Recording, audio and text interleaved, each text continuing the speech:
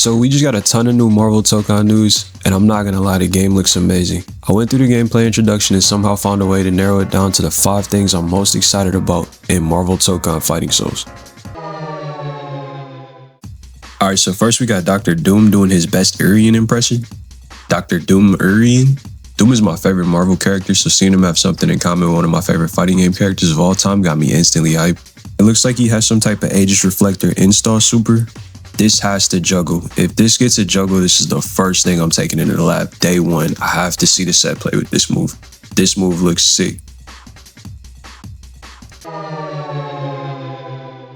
Alright, next up, we have first to 3.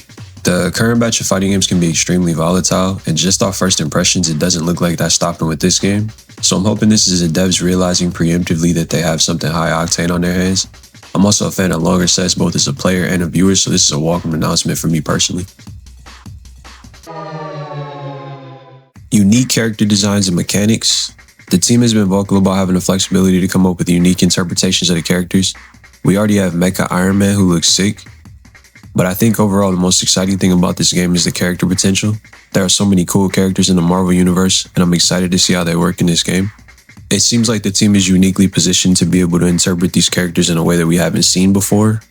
If Mecha Iron Man is indicative of how the team is going to approach character design, I think there are going to be some really cool moments in this game.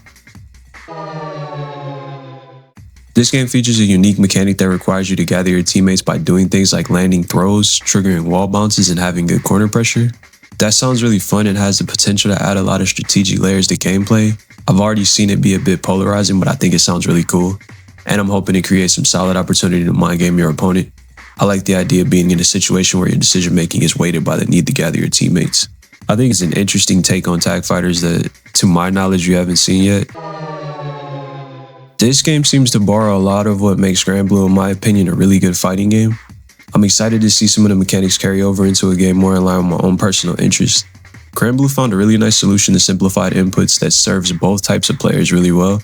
I enjoy using the motion inputs for my specials, but I can understand some players, particularly pad players, wanting to have an alternative. The other thing with that is that I think doing combos in Grand Blue is really fun. I think me personally, I just wasn't into high fantasy, but the actual core gameplay of Grand Blue is actually really good. Really excited to see it represented in a package that is most likely going to appeal to a lot more players.